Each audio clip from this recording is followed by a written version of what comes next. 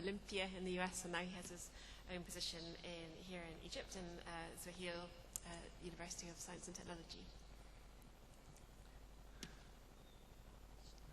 Thank you, Marcia. First, I would like to thank all the organizers for inviting me to participate in this beautiful and wonderful conference. I'm going to talk and carry on our journey to talk about bacteriophage.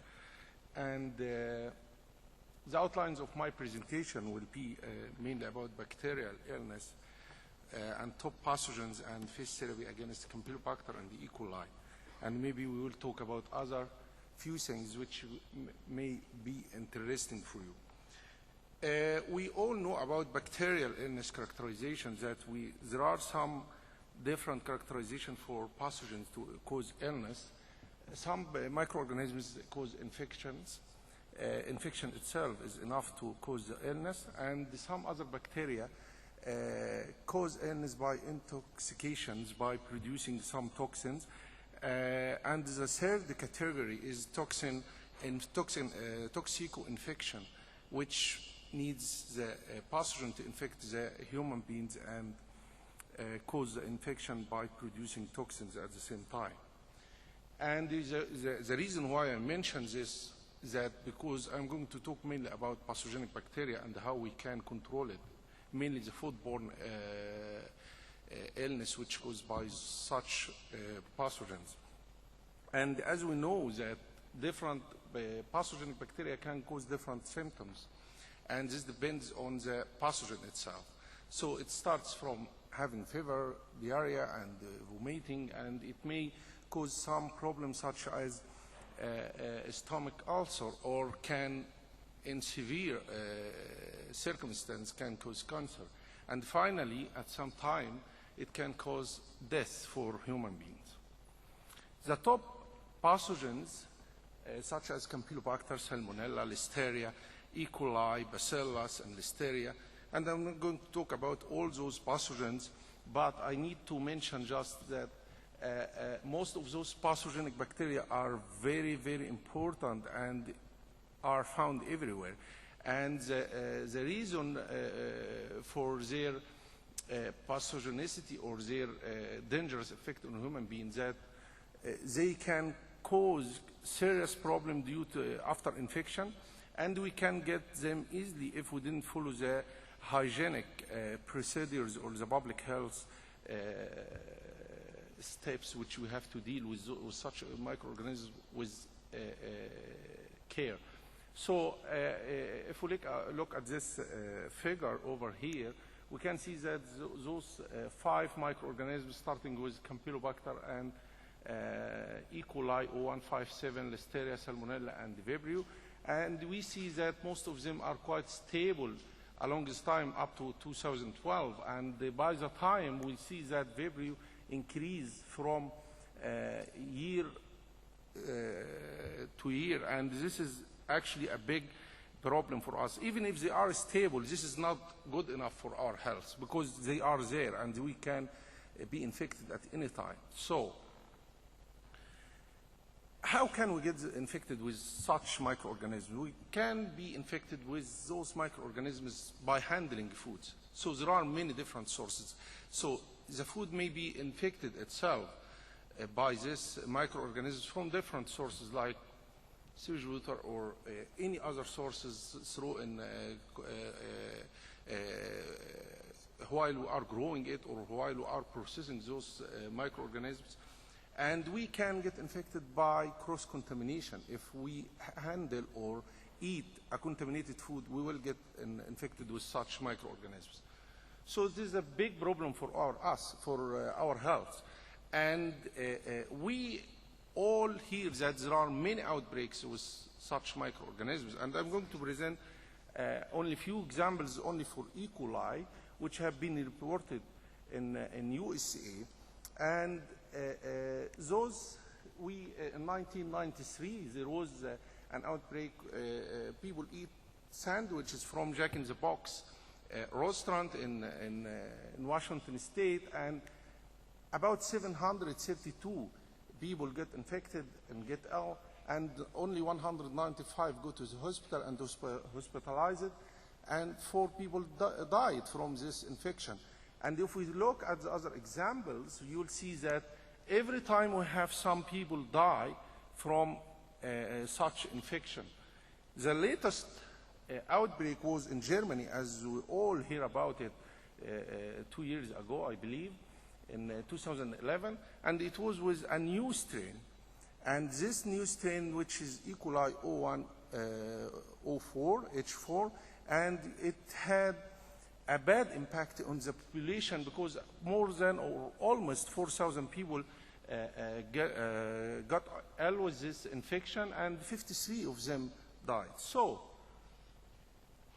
the problem, as Marcia mentioned, the only option we had at this time, and even now, to use antibiotics to treat such pathogenic bacteria.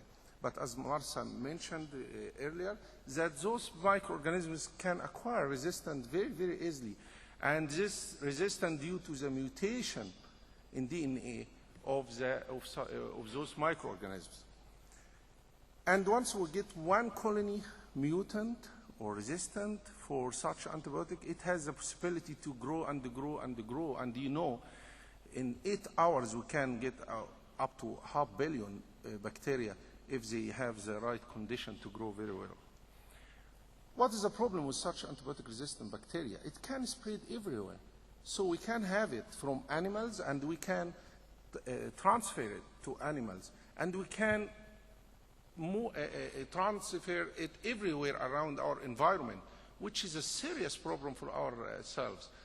So if we get infected with such multi-drug resistant bacteria, this is a horrible, it will be a nightmare for all of us. And to develop a new antibiotics, it is not easy. It takes years to handle such problem.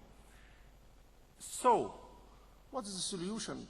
The solution from our point of view is to use, at certain cases, phage therapy, especially with food. And the applications of bacteriophage as a phage therapy, it has been used in food safety, to improve the food safety, and also to enhance the animal production and the animal growth. And also we use it in cleaning and disinfecting of any service, especially in hospitals, and also in human therapy. So I will mainly talk about the animal trials, which we use, and especially with on Campylobacter. So we always, as Marcia mentioned, that we isolate phages from everywhere. It is everywhere in our environment, and it lives even inside our stomach. So we can isolate it, and the most important source for isolating bacteriophage is sewage water, because it is there with its host. So each bacteria has its own bacteriophage. So to isolate your bacteriophage, look in the same place where is your bacteria live. So with Campylobacter, we isolate Campylobacter bacteriophage from poultry, mainly from chicken, and it lives everywhere in poultry, Campylobacter. And we also isolate bacteriophage from the same source. Then we amplify the bacteriophage in its specific host, and then later on we do the in vivo experiment to see how this phage works. After we isolate the phages, we do the lytic pattern to study how many bacteria are sensitive to those bacteriophages. And this is the bacteriophage. I draw this phage on the surface of E. coli, and it is a T4 phage.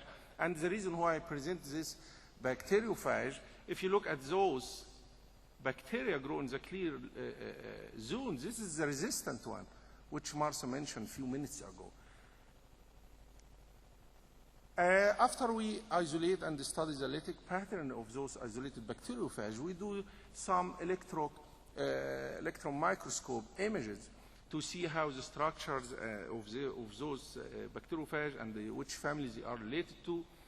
And later on, we did some experiments. I'm going to present one of the most important results we got when I was there in UK. So to reduce 2 log of pathogenic bacteria is a great effect to reduce the risk of infection with such pathogenic bacteria. In this paper, we actually succeed to reduce the risk or the log by more than 5 log. 5 log reduction with Campylobacter jejuni numbers.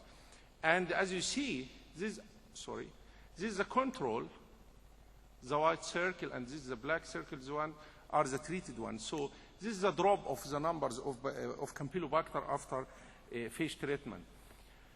Due to the time, I'm not going to go in more details about all the experiments we did. So this is another bacteriophage, and it is, we call it, can be the group 1, which is a larger size of bacteriophage. It is about 190 kilobase per, and it's quite large. And we did the infection for both Campylobacter jejuni and Campylobacter coli. They are 2 different strains.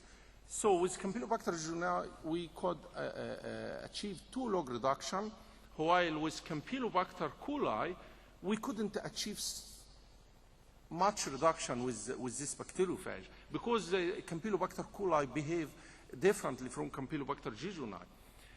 So other people have studied the MOI, which is the multiplicity of infection. How much phage do we need to use to control or to kill such pathogenic bacteria? Do we need to increase the number of bacteriophage or use low use low number of bacteriophage? So people did a lot of experiments to explore such important factor, and they found different results. And the reason for this, sometimes, as Marcia mentioned, that it is important to use phage, a cocktail of phage, to compete or to get rid of most of bacteria. And the reason for what is for this, that you can use different bacteriophage with different receptors. So they can recognize the bacteria with different receptors, so to attack it and kill it very quickly before it develop the resistance. القطرة تغلب الشجاعة يعني بالعربي. This is an experiment that people used 1 phage and used two phages, and they couldn't see major differences between using a cocktail and the single phage. And the reason for what? That sometimes those different bacteriophage in a cocktail interfere with each other, so they can affect each other. But this is not common, but it can happen. This is what Marcia mentioned, that some bacteria can develop resistance by the time, and this is an important issue when you deal with phage therapy. This is a recent publication which we did at Evergreen State College. So we used 2 different bacteriophages to infect E. coli, and we got great results because those 2 bacteriophages can kill most of the bacteria, and we at certain time we can't detect any more bacteria. And other people could reduce the number of E. coli to undetected limit. So it goes to the undetected limit, and they couldn't isolate any E. coli strains from their treatment. And this was done in milk. So the question is it good to use? Yes, in some certain cases, yes, we can use it to kill most of the bacteria, like we see in this results. So, in a brief, as I mentioned, MOI is different. 1 phage or 1 isolated bacteriophage can kill most of the bacteria at low MOI. We need only few numbers. They are strong enough to kill this bacteria. And some other bacteria, we need more or many high MOI to infect such microorganisms to achieve higher reduction. This is a nice work done in 1982. They used different antibiotics to treat E. coli in mice, infected mice with E. coli 018. And they found that bacteriophage, when they treated the mice with bacteriophage, phage R, only 2 mice have died. And this is only with 1 dose. While with antibiotics, different antibiotics, most of mice died due to even after the treatment with antibiotics, which is quite promising and amazing. So I'm going to present some other nice picture. What is the future for using bacteriophage? Is it only for animals trials or for food, or we can use it for human being? In Tbilisi, they use it to treat human infections, and they have many different products like this one, and it is in the market. They produce the phage in vials and they sell it. And this is one case that they treated someone. I know that it is not a nice picture, and this is a recent one which they treated this diabetes with bacteriophage, and they recovered in a good time. This is the most common companies. FDA approved the use of bacteriophage to treat animal infection. UK approved the use of bacteriophage to treat listeria. Even they spray the fresh vegetables and fruits. And there are many companies. It is a promising approach to adapt. And finally, I'd like to thank you for your attendance. Thank you.